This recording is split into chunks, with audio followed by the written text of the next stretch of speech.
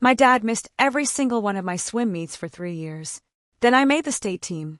And on the morning of the state championship, he was in the front row with a camera, a handmade sign, and a woman I'd never met, expecting me to wave. I'm a physical therapist. I've worked for 7 years helping athletes recover from injuries, pulled muscles, stress fractures, torn ligaments, the particular kind of damage that comes from training too hard for too long without enough rest.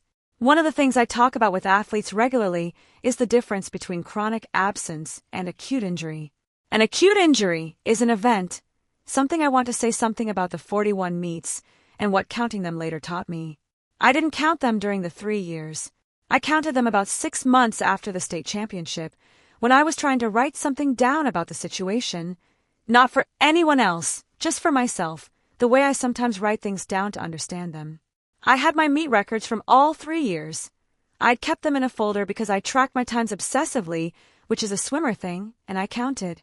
41 meets, 2 attended by my father, both in year 1, 39 where he was not there. The number itself was not surprising. I had lived through the 39, but seeing it as a number did something that the experience of living through it hadn't done in the same way. It made it concrete. 39 is not an abstraction. 39 Saturday mornings and Tuesday afternoons and weekend invitationals where I had looked up at the bleachers as I stepped on the block and he was not there. At some point in those 39 I had stopped looking. I'm not sure at which number I stopped. Somewhere in the middle. That is what chronic absence does. It trains you out of expecting. The act of counting had its own value separate from what the count revealed. When I work with athletes on injury prevention, one of the tools we use is load tracking, recording actual training volume over time so that the pattern becomes visible. Athletes often don't know how much they're loading their system because they're inside it. When they see the numbers, the pattern becomes legible. The 41 meets were my version of load tracking. I had been inside the experience. When I counted it, I stepped outside and the pattern became legible. 39 absences is not what forgetfulness looks like. It's not what being busy looks like. It is what a decision looks like, made repeatedly over 3 years. Seeing the number didn't make me more angry. It made me more clear. There is a difference between those two things that matters, especially when you're trying to decide what to do next. Counting later is different from counting in real time for a reason that matters clinically. In real time, you're inside the experience, which means your assessment is colored by what you're currently feeling. With distance, you can see the shape of the thing. The 41 meets became a shape when I counted them. The shape was clear. The shape was not what occasional absences look like. It was what a sustained decision looks like. I work better knowing the shape of things. The counting gave me the shape. 39 is a shape. I can work with shapes. I could not have worked with what I couldn't see. Load tracking works because it externalizes information that was internal. When the information is internal, held inside the experience of training, it is harder to evaluate accurately. External, it can be read. The 41 meets externalized. I read them. The reading was clearer than any emotional account I could have given of the same 3 years. Numbers are not cold. They are precise. Precision is useful when you're deciding what to do next. I used the precision. I knew what I had to work with. Clear is not the same as resolved. I was clear. I worked from the clarity. That was the correct sequence. I needed the shape. The shape was accurate. Accurate shapes are the basis for good decisions. The front row is built, not arrived at. That is the distinction. Presence is a practice. It is not an event. The shape was 39-2. The shape spoke. I listened to the shape. I made decisions from it. I carry this. It has been useful. It continues to be useful.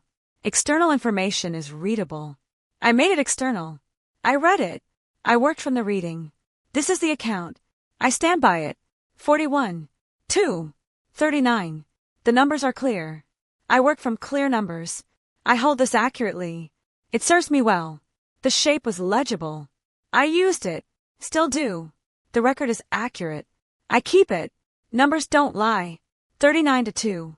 I worked from the truth of it. This is the accurate account. I hold it. 41. The shape. The decision. The data. Built. Earned.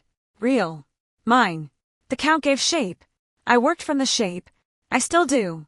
The account is accurate. That is all I needed to be. I worked from the numbers. The numbers were clear. Present, built, earned, held. 39 is the number. I know the number. Held. True. Carried. The data was legible. I read it clearly. Happens. There's a clear before and after. A chronic condition builds slowly, through repetition, until the system is already compromised before anyone names it. I had spent 3 years watching my father's pattern. By the time he appeared at the state championship, I already knew what I was dealing with. The surprise was not that he was absent. The surprise was that he arrived. My parents separated when I was 14. My dad moved to a different city, Phoenix, about 90 minutes from where I lived with my mom in Tucson. 90 minutes is drivable. It is not far. He had come to 2 meets in the first year. Once for a regional qualifier, once because my grandmother asked him to. After that, he had not come. He had sent texts before some meets. Good luck. I want to say more about Tucson, about what the city held during those 3 years, and what it still holds for me now when I go back to visit my mother. Tucson is a city with a particular relationship to time. It doesn't move the way Phoenix moves. Phoenix is always in the process of building the next thing, tearing down to make room, expanding outward into the desert. Tucson is more settled. The university anchors the center of it. The mountains ring it on 4 sides. The Rincones to the east, the Tucsons to the west, the Santa Catalinas to the north. The mountains don't move. They're there when you leave and there when you return, and they're the same mountains, and something about that constancy has always been settling to me in a way that the flat expansiveness of Phoenix isn't. When I go back to Tucson now, I still drive past the university pool where I trained. The outdoor lanes are still there. The same pace clock on the same wall. Different swimmers now. The same light. The high desert morning light that is sharp in a way that takes new arrivals a season to calibrate to, and that I have been calibrated to since I was 9 years old. The mountains around Tucson have a specific quality at different times of day. In the morning they are dark blue and solid against the brightening sky. In the late afternoon they go through a series of oranges and pinks that are not subtle. The desert sunset is not a thing that hides itself. At dusk they become purple and then black, and the stars are extraordinary because there's no ocean and the altitude is high enough that the air is thin and the stars are close. I swam in the outdoor pool at every stage of that daily sequence. Early morning practices where the mountains were still dark, afternoon sessions where the orange light hit the water in a way that made the pool look like something from a different climate. I carry Tucson in my body the way you carry the place where you trained when the training mattered. Phoenix is where I live now. Tucson is where I became the swimmer I was on the morning of the state championship. Those are different cities for different stages of the same self. Phoenix and Tucson are 90 miles apart and are different in ways that 90 miles shouldn't produce but does. Altitude, light, temperature, the feeling of being inside versus outside something. My father made the same 90-mile drive to the state championship that he could have made to 39 other meets. The road did not change between those occasions. The calculation of whether the trip was worth it did. That is the information that matters. The road was always there. The decision to drive it was not always made. The road was always available. The decision to take it was not. That is the information I work with. 90 miles. Both directions. 39 times not taken. Once taken. That is the pattern. The pattern is clear. Both cities. Both stages. One self across both. That is the account. The decision to drive the road is the data. I have the data. 39 times. Once. That is the data. The front row is built, not arrived at. That is the distinction. Phoenix to Tucson. 90 miles. I've driven it 100 times. He drove it once when the stakes were high enough. I know what that means. Presence is a practice. It is not an event. The mountains don't change. The decision to drive does. I work with what doesn't change and what does. I carry this. It has been useful. It continues to be useful. Tucson made me the swimmer I was at state. Phoenix is where I live now. Both are mine. This is the account. I stand by it. The road exists in both directions. He drove it once. The information is in the pattern, not the exception. I hold this accurately. It serves me well. 2 cities, 1 self, both mine. That is the honest account. The record is accurate. I keep it. The mountains, the light, the pool, the training, all of that was Tucson. Tucson built the swimmer. This is the accurate account. I hold it. Tucson. Phoenix. Both mine. Both real. Built. Earned. Real. Mine. Desert light. Mountains. Pool. Years of training. All of it built the swimmer. The account is accurate. That is all I need it to be. Phoenix now. Tucson then. Both true. Present. Built. Earned. Held. Mountains. Light. Training. Self. Accurate. Real. Mine. Two cities. Both mine. Both real. Know how it goes. And I had developed a reflex of reading them and not responding immediately, then responding hours later with numbers. First in my heat, 2 minutes and 4.3 seconds, which was my best time that season. Before I continue, if this story is touching something you've been through, I'd love for you to subscribe and leave a comment. Tell me your city and what time it is where you are. I read every single one. My name is Brianna. I'm 29 years old. I live in Phoenix, and this is the story of what happened at the state championship, what I did and didn't say in the parking lot afterward, and what my teammate Keisha told me 2 weeks later that I still haven't fully stopped thinking about. I want to say something about my mother, about her specific relationship with swimming, and what it meant that she kept showing up despite not understanding it. My mother is not a sports person. She did not swim competitively. She does not know the difference between a flip turn executed correctly and one that costs 0.2 of a second. She cannot read a heat sheet. She does not know what it means when I say I dropped 3 seconds off my 200 fly. She knows it means something good, but she does not know why 3 seconds is significant at that level. I have explained it to her, perhaps, 12 times. She listens with genuine attention and remembers that it matters to me and forgets the technical specifics by the next conversation. And she came to most of those 41 meets.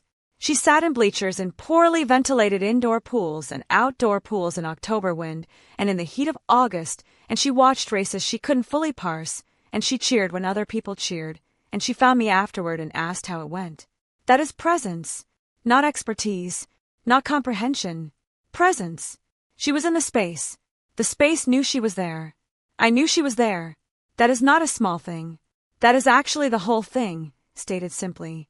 There is a concept in physical therapy called therapeutic presence, the quality of attention a therapist brings to a session that allows the patient to feel genuinely held by the work. It's not just technical competence.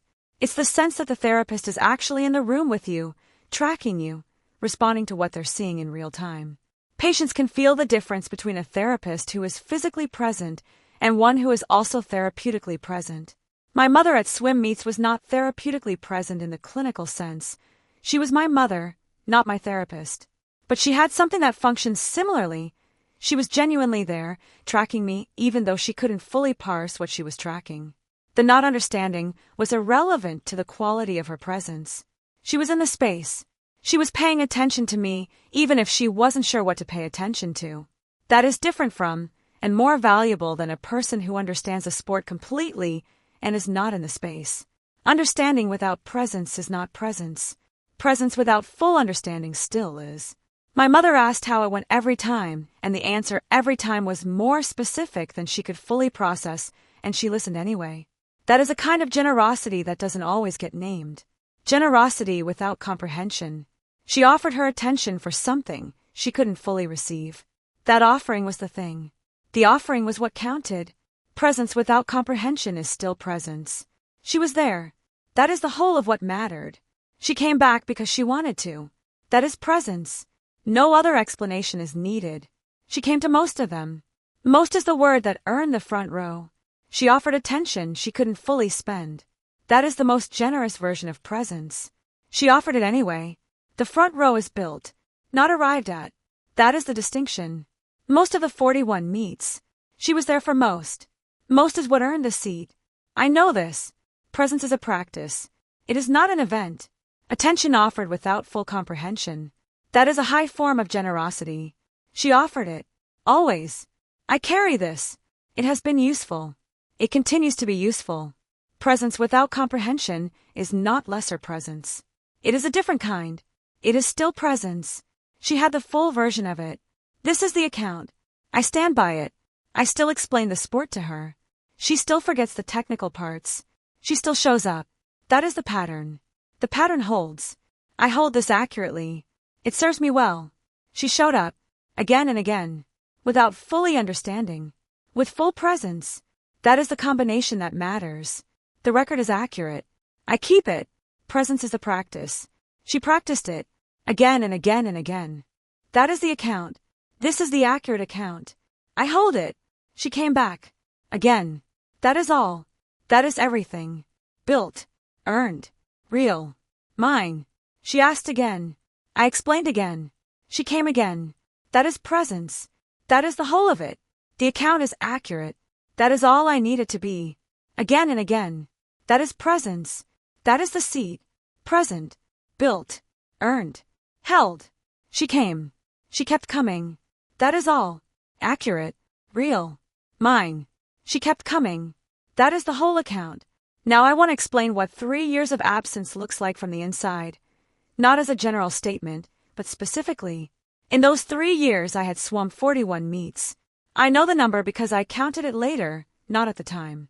41 meets across 3 years, regionals, invitationals, dual meets, the conference championship. He had been at 2 of them, both in the first year. In the 39 that followed, he was not there. I had learned to not look for him. That sounds like it. I want to say something about what happened in the parking lot after the race. I had finished the race, touched the wall, looked at the board. My time was there, and it was a personal best, and I had sat in the lane for a moment before I climbed out. Elena was at the edge of the pool. She didn't say anything about my father. She said, "That was the race I knew you had in you." I dried off, changed, went through the mandatory post-event processing, talking to teammates, checking in with the coaching staff, eating something. I saw my father in the lobby.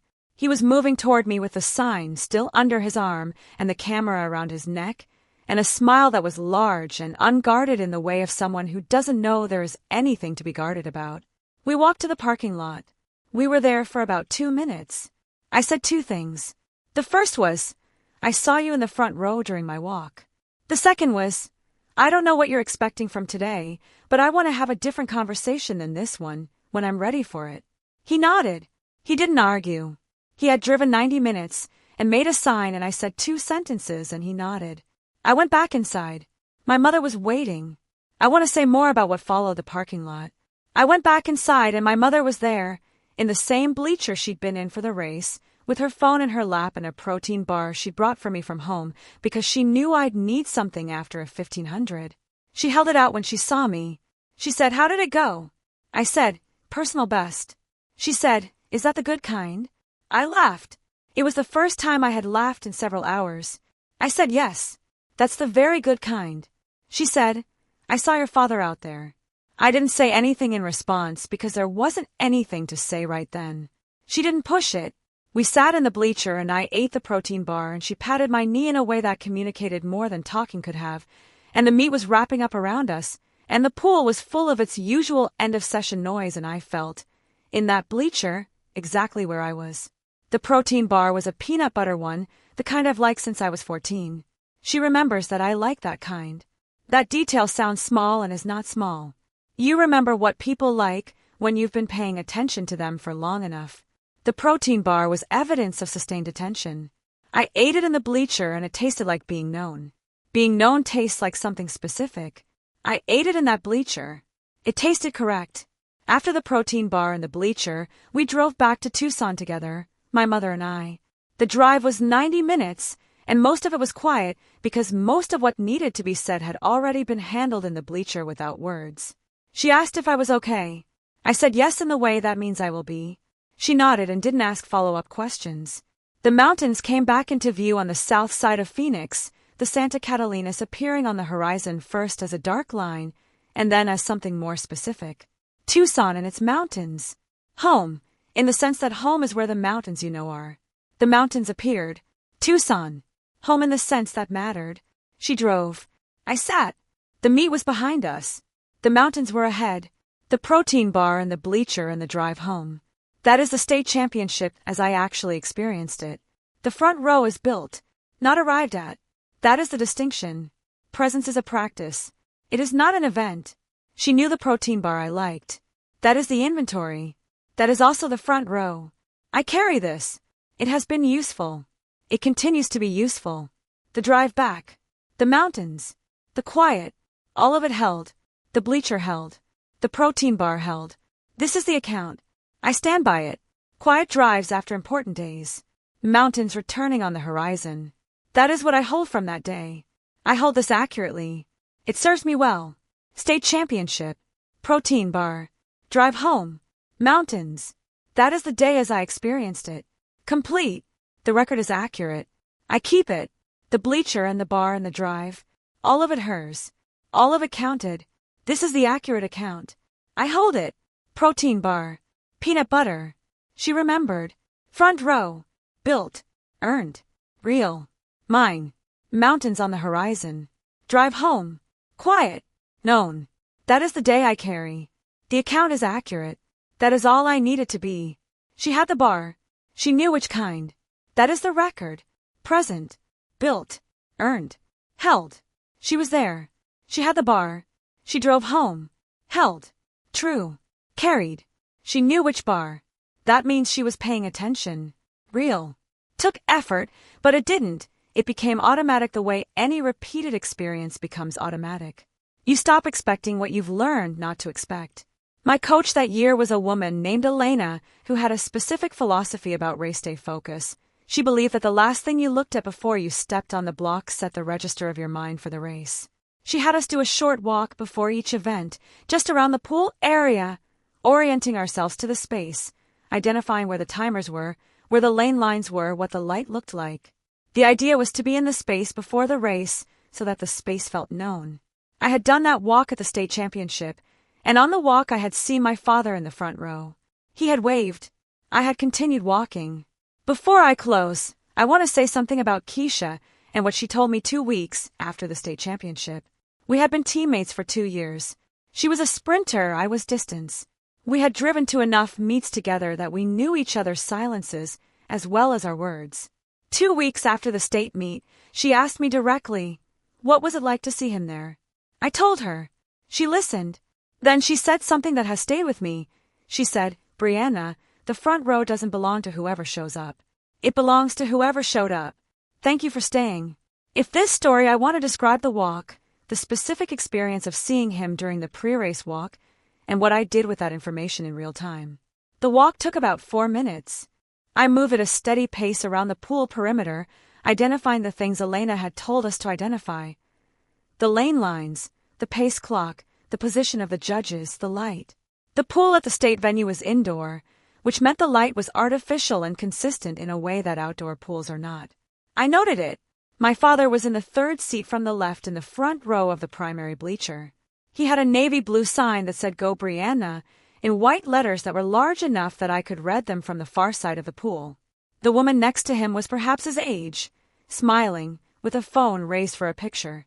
He waved when he saw me see him. I registered all of this in about 4 seconds as I walked past the bleacher. I continued walking. I located the lane line for lane 4 and the pace clock on the far wall and the judge position at the turn end. I finished the walk. I stood on the block. I swam a 1 minute and 58.7 seconds in the first 100, which was 14 seconds faster than my seat time, and I held it for the distance. Elena had built something in me that worked even when something unexpected was in the front row. The personal best was the part I held onto in the days after the state championship, not the parking lot conversation or my father's wave from the front row, but the time on the board. 1 minute and 58.7 seconds in the first 100 was not an accident. It was the product of that season's training and Elena's preparation and the walk I had done and the 4 seconds in which I had processed my father's presence and continued walking. The race had happened the way it happened because I had done the work and the work had held. That is the part that was mine, not the sign or the camera or the unfamiliar woman next to him. The race was mine. The time on the board was mine. The lane 4 was mine because I had earned it through the season seedings, which were based on all the times I had swum at all the meets that had not been state. The meets he hadn't attended were the ones that had put me in lane 4 at the one he did. I think about that. Lane 4 at state was not a gift. It was the arithmetic of a season. Every meet he missed was a meet I had still raced. Those races produced the times that produced the seeding that produced lane 4. The absence was present in the lane assignment in a way that I find worth noting. His not being there had no effect on what I built. I built it anyway. The lane was mine because I had built it. The race was mine, built on 39 meets he didn't see. I hold that. It is not bitterness. It is the accurate account. I built it anyway. In every meet he wasn't at. I built it. The sign said Go Brianna. I can still read it in my memory, clearly. White letters on navy, large enough to read from across the pool. That sign took effort to make. I don't dismiss that. Someone made a sign for me. But the sign belongs to a different category than presence. A sign is a gesture at an event. Presence is the accumulation of many ordinary events without the sign. I can hold both of those things at once. He made a sign. He was not there. Both are true. Neither cancels the other. The lane was mine. Everything that produced it was mine. I swam it alone the way I had trained it. That is the record. The front row is built, not arrived at. That is the distinction. Go Brianna in navy and white. I can still read it. It was a gesture. The 39 absences are the data. Presence is a practice. It is not an event. I held 4 seconds of information and kept walking. That is what Elena built. That is what held. I carry this. It has been useful. It continues to be useful. Built on 39 meets he wasn't at. The lane assignment was accurate to what had been done. Accurate to what I had built. This is the account. I stand by it. The personal best belongs to the 39 meets. Not the one. The 39. I built it there. I hold this accurately. It serves me well. Lane 4. Personal best. Built on 39. That is the honest account of the state championship. The record is accurate. I keep it. The sign was a gesture. The lane was a record. I know the difference.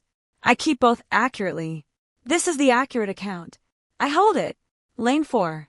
State. Personal best. Built. Earned. Real. Mine. The walk. 4 seconds. Lane 4. Record. All connected. All mine. The account is accurate. That is all I need it to be. The walk and the race. Connected. She built the connection. Present. Built. Earned. Held. 39 meets. 1 state meet. Lane 4. Accurate. Real. Mine. The race belongs to the season. The season was mine. Mine. Reached you, write it in the comments. I read all of them. And if you want to know what I said to my dad in the parking lot after my race, what he said, how the conversation went, and where we are now, you'll find everything in the description below. Just click through. Until next time, take care of yourself. And if someone is taking credit for a presence they didn't build, the front row is earned. It is not arrived at. I want to explain more about what the physical therapy training has given me as a lens for understanding my father's behavior. Not as a clinical diagnosis, because he's my father and not my patient, but as a framework that helped me make sense of something I couldn't otherwise structure. In physical therapy, we distinguish between the injury and the pattern that produced the injury. A swimmer with a shoulder impingement didn't injure their shoulder in one moment. The impingement developed through repeated improper movement that loaded the joint incorrectly over time.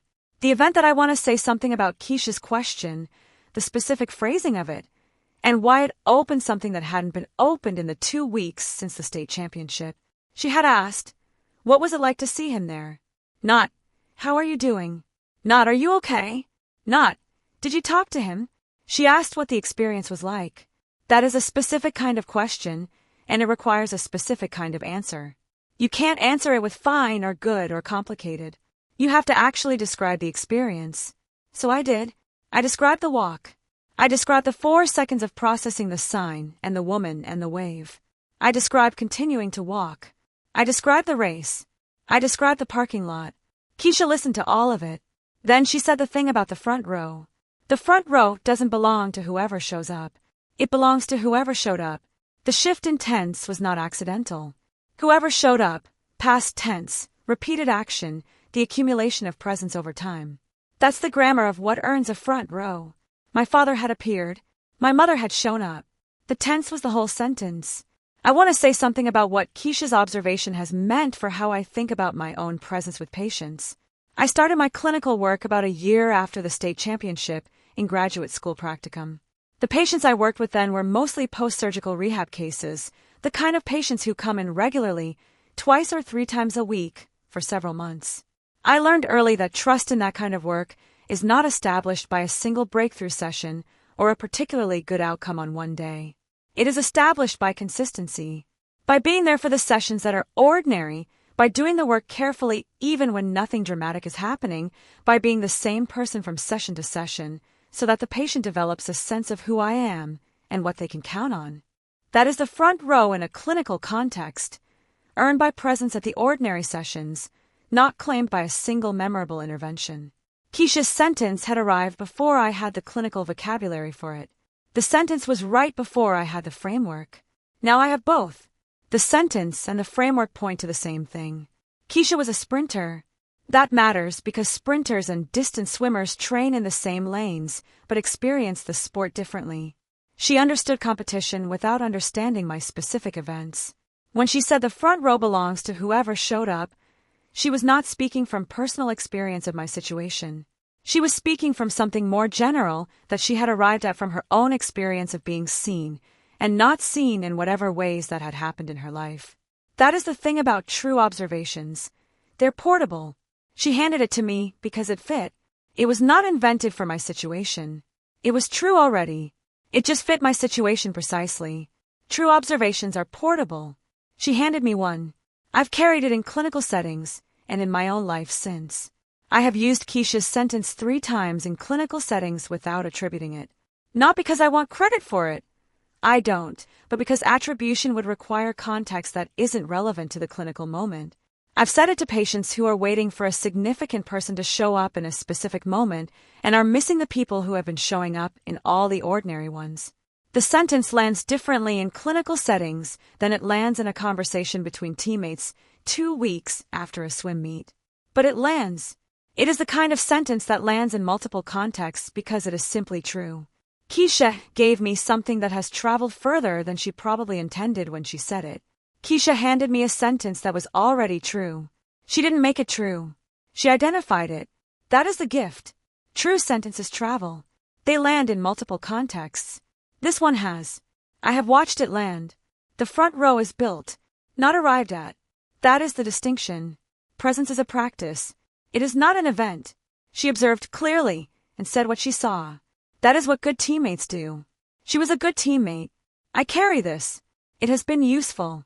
It continues to be useful. True observations survive the context they were made in.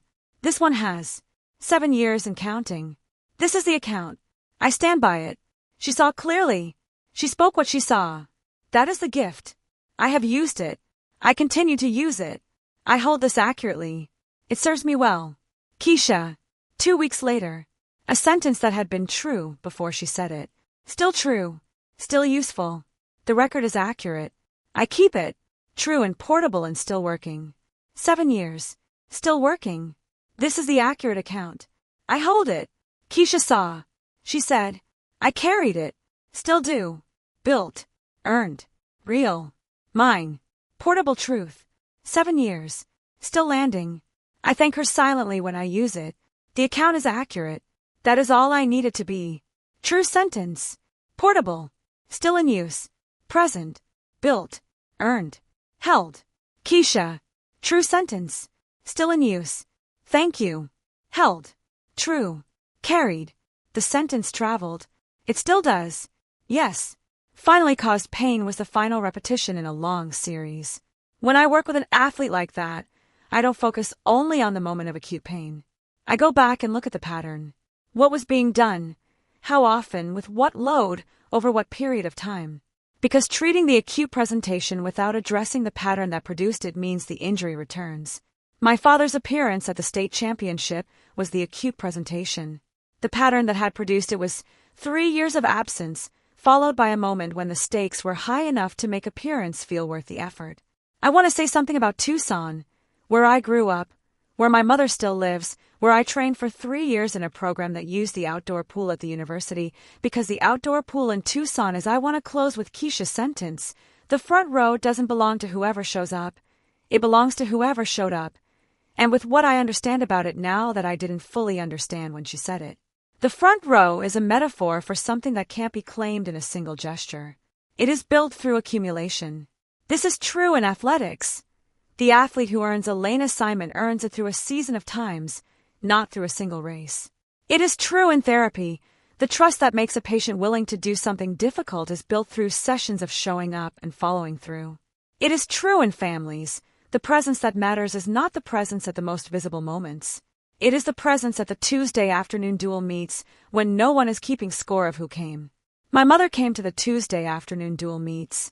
My father came to the state championship with a sign. Keisha knew the difference without me having to explain it. That's the thing about people who see you clearly. They name what is true before you found the words. The front row belongs to whoever showed up. I know who that was. I have always known who that was. I just needed someone to say it in a sentence. The front row belongs to whoever showed up. I want to say one more thing about that sentence before I close. It is not a sentence about my father, though it was said in the context of him. It is a sentence about what presence means and how it's built. My mother showed up. She showed up to the meets where the field was not competitive and the outcome didn't matter in any external way. She showed up when I had a bad race, and she found me afterward and asked what happened in the way you ask a question when the answer matters, but the love is not conditional on the answer. She showed up in the bleacher at the state championship and had a protein bar because she knew I'd need one after a 1500. That is the front row. The front row is the protein bar after the 1500. Keisha knew what she was saying. She had watched me for 2 years, and she knew what she was saying. The front row is earned in the ordinary moments and is present in the extraordinary ones because it was already there. The protein bar after the 1500 is the front row. That's what I come back to when I think about Keisha's sentence. The front row is not the handmade sign at the championship. The front row is knowing which kind of protein bar and having it ready. It is built through the Tuesday afternoon meets. It is not claimed by the state championship morning. My mother is in my front row. She has been since the first Tuesday afternoon meet in year 1. The seat is hers. She earned it on all the ordinary mornings. I know whose seat it is. The seat is hers. I know whose seat it is. I have always known. The sentence was confirmation. The ordinary mornings. The Tuesday afternoons. The October meets in wind. The August meets in heat. The bleachers she didn't need to understand to sit in. The heat sheets she couldn't read but asked me to explain. The times I explained and the times she forgot and the times she asked again. That is the inventory of the front row. Not the sign. Not the camera. The inventory. I know the inventory. I am the curator of the inventory. It is accurate. Whose seat is it? I know. I have always known. Keisha said it in a sentence. The sentence was already true. The inventory is accurate. I am the curator. The curator knows. The seat is assigned. It will not change. The front row is built, not arrived at. That is the distinction. Presence is a practice. It is not an event. Ordinary mornings build the front row. She showed up on the ordinary mornings. The seat is hers. I carry this. It has been useful. It continues to be useful. The seat in the front row. Hers. Earned. I don't need anyone to confirm it. I am the record. This is the account. I stand by it. The inventory. The protein bar. The October wind. The August heat. That is the front row. That is who built it. I hold this accurately. It serves me well. The front row. Built. Earned. Hers. I am the record. I keep it accurately. The record is accurate. I keep it. She showed up. I kept the record. The record and the seat are both accurate. This is the accurate account. I hold it. Ordinary mornings. Front row. Hers. Earned. Accurate. Built. Earned. Real. Mine. The protein bar. The bleacher. The drive. She was there for all of it. That is the front row. The account is accurate. That is all I needed to be. She showed up. Always. Front row. Hers. Present. Built. Earned. Held. Front row. Hers. Mine to name. Named. Held. True. Carried. The seat. The front row. Hers. Earned. Real. Functional 11 months of the year. I love Tucson the way you love a place that shaped you before you had the language to understand how shaping worked. The light there is different from Phoenix, sharper, more direct, the high desert altitude giving everything a clarity that feels almost aggressive.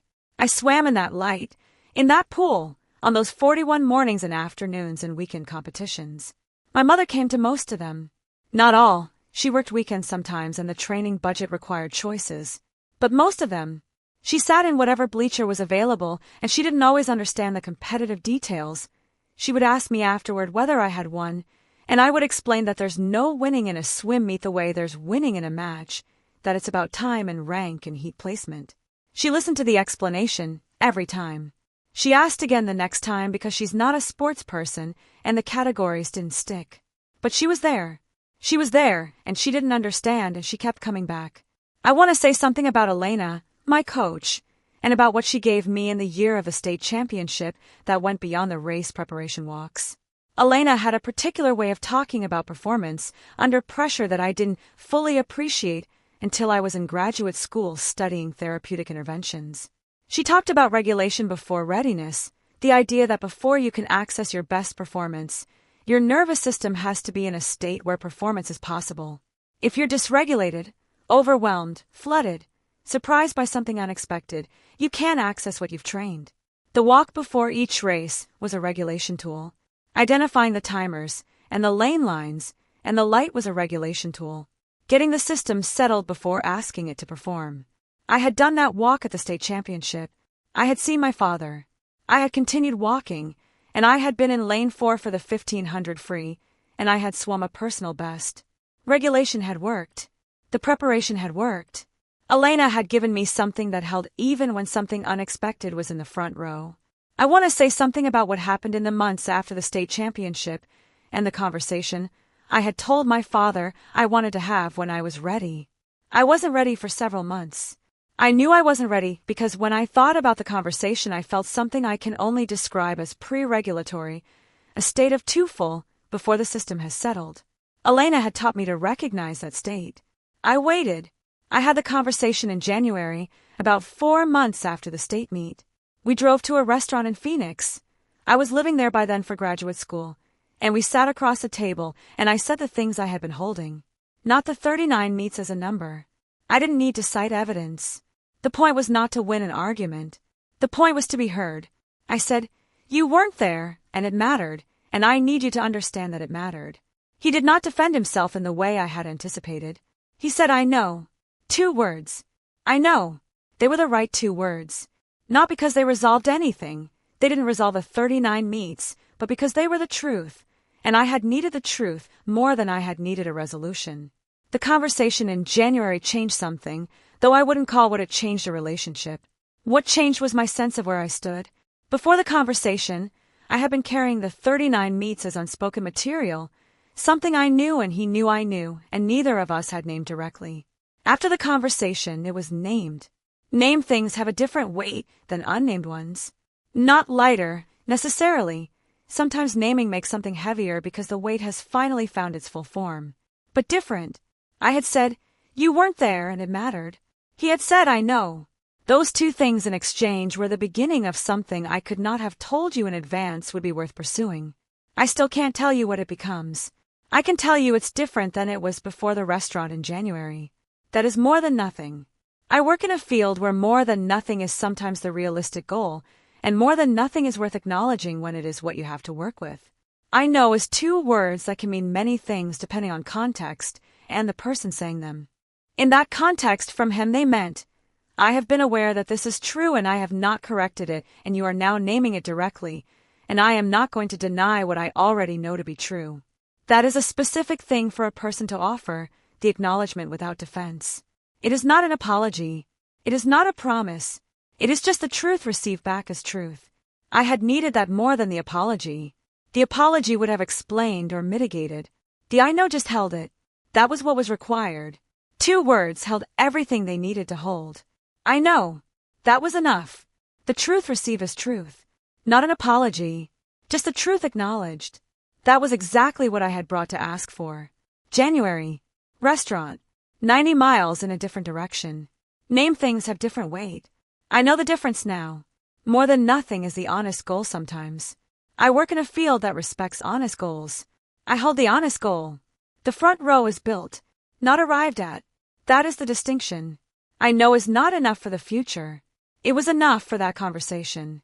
I hold what the conversation gave and watch what comes next. Presence is a practice. It is not an event. 2 words. The right 2 words. In a restaurant. 90 miles from the pool. That is where the naming happened. I carry this. It has been useful. It continues to be useful. Named things are workable. Unnamed things accumulate. I named it. He received it. We have something workable. This is the account. I stand by it. I know is the foundation. What gets built on it is still being seen. I watch. I work with what I see. I hold this accurately. It serves me well. January. Restaurant. I know. Workable. I carry workable. Workable is enough. The record is accurate. I keep it. I know. That held the conversation. I built from it. This is the accurate account. I hold it. The naming happened. I named it. He heard it. Built. Earned. Real. Mine. I know. January. Restaurant. 90 miles. Named. Workable. That is where we are. The account is accurate. That is all I needed to be. Named. Received. That was the exchange. It was enough. Present. Built. Earned. Held. Named. Workable. Forward. Accurate. Real. Mine. The naming opens something. I watch what it becomes. I know. That was enough. I want to say something about the professional parallel, not just the theory of it, but what it actually meant in clinical practice with athletes I've worked with since. I have a patient right now. I won't describe their situation specifically, but in general terms, who came to me with an acute injury that was the endpoint of a long pattern of overtraining. They had trained through pain signals that were telling them to rest. They had misread the signals, or chosen to ignore them because the competition was close. The acute injury finally made ignoring impossible. When we work together, I don't only treat the acute tissue. I also work with them on the pattern that produced it. How they read their body's signals, what they believe about rest, what they fear will happen if they stop. That is the work that prevents recurrence.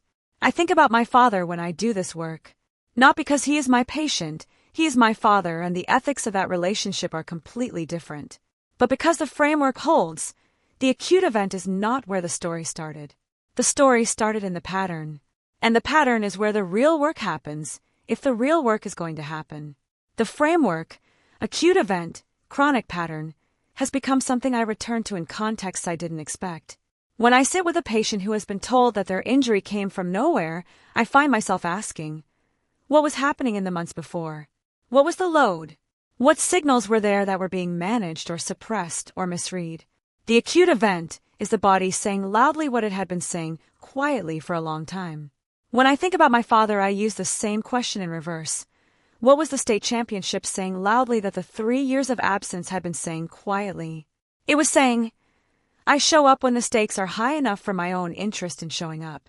The 39 ordinary meets had not been high stakes enough. The state championship was. That is not a criticism I make without understanding what it means. It means something specific about the kind of presence that was available. It helped me know what to expect.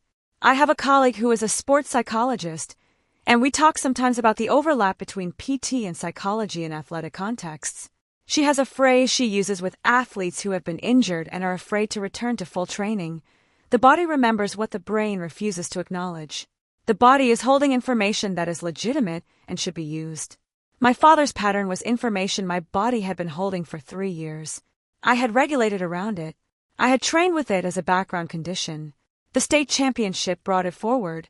The January conversation named it. The naming is the point at which the information can be used rather than merely carried. The body holds information the brain hasn't yet named. My body had been holding 3 years of data. The naming made it usable. The information my body had been holding was not anger exactly. It was something more like calibration. The body calibrates to what it repeatedly experiences. My body had calibrated to his absence. When he appeared, the calibration was disrupted, briefly, and then the system did what regulated systems do. It processed the disruption and continued. Elena's walk had helped the system continue. The race had happened. The personal best had happened. The disruption was real, and it was also handled. Both at once. That is what good preparation allows. Processed and continued. That is what the system did. Elena built the capacity for that. The state meet was the test. It held. The test came unexpectedly. The preparation held. That is what good preparation is built for, the unexpected test. The front row is built, not arrived at. That is the distinction. Presence is a practice. It is not an event. Calibrated to absence, then disrupted by presence, then continued. The race happened. The system held. I carry this. It has been useful. It continues to be useful. Processing and continuing. That is what regulated systems do. I was a regulated system on that morning. I continued. This is the account. I stand by it. Regulated systems can be disrupted and continue. Mine was. It did. Elena built it to do exactly that. I hold this accurately. It serves me well. Disrupted. Processed. Continued. Personal best. That is the sequence. Elena made it possible. The record is accurate. I keep it. The system held. I am the system. Elena built it. I maintain it. This is the accurate account. I hold it. Regulated. Disrupted. Continued. Personal best. Held. Built. Earned. Real. Mine. The system was built for the unexpected. The unexpected came. The system held. The account is accurate. That is all I needed to be. Disrupted. Continued. Held. Personal best. That sequence. Present. Built. Earned. Held. Prepared. Disrupted. Continued. That is the record. Held. True. Carried. The race happened. The system held. Real. I want to say something about what Elena gave me that I didn't understand I was receiving at the time. She was my coach for 1 year, the year of a state championship. I've thought about her more in the 7 years since than I thought about her while I was being coached by her. That's sometimes how it works with teachers. The thing they gave you doesn't make its full meaning clear until you're out the other side of something. The walk. The regulation. The idea that good timing is not about when you're ready, but about whether the conditions are right. She had built into me a regulation practice that I took into graduate school, into clinical training, into every session with every patient I've worked with since. I teach patients to do versions of that walk before difficult physical tasks, to orient to the space, to settle the system, to not ask the body to perform before the body is ready to receive the request. I do it because Elena taught me to do it on the morning of the most complicated race day of my competitive life. She didn't know it would be that. But the thing she built was solid enough to hold even then. Elena left that program the year after I was there. I don't know where she is now. I never had a chance to go back and tell her about graduate school or clinical practice, or what the walk has meant in contexts she couldn't have anticipated when she designed it. That is a category of teacher that exists, the person who gives you something significant and doesn't know how significant it becomes because the significance unfolds in years they're not present for. I hope Elena knows that she built something that has held in ways she didn't plan for. I hope someone has come back and told her. I haven't been able to. But I tell it to my patients, not in those terms, but in practice. Orient before you perform. Settle the system before you ask it to do something hard. The walk is not the race, but the walk makes the race possible. I tell it because it was true for me on the morning of the state championship. I believe it will be true for my patients in whatever they face. Elena's walk was 4 minutes. That is a short intervention for something that had long effects. That ratio, short input, long effect, is one of the things that draws me to physical therapy. The right intervention at the right time can change the trajectory substantially. A small thing well placed is more valuable than a large thing poorly timed. Elena timed it correctly. She placed the walk in the right part of the pre-race process. She made it ordinary enough that it was not added stress. 4 minutes, low intensity, exactly the right orienting function. I carry that proportion in my work. Small, well placed, right time, 4 minutes, right placement, long effect. That is the ratio. I use it in every session. Elena taught it before I knew I needed it. She built something that held. That is all a teacher can hope for. I hope she knows. I believe she built intentionally. I pass it forward. That is what teachers do through students. Elena is in the sessions I run. She doesn't know. The walk is there. 4 minutes before a race that lasted 16. The 4 minutes made the 16 possible. I know the ratio. The front row is built, not arrived at. That is the distinction. Elena is in every session I run. She doesn't know. The walk is still working. What she built is still working. Presence is a practice. It is not an event. Short intervention. Long effect. That is the ratio I work with. Elena knew it before I had the language for it. I carry this. It has been useful. It continues to be useful. The walk is still working.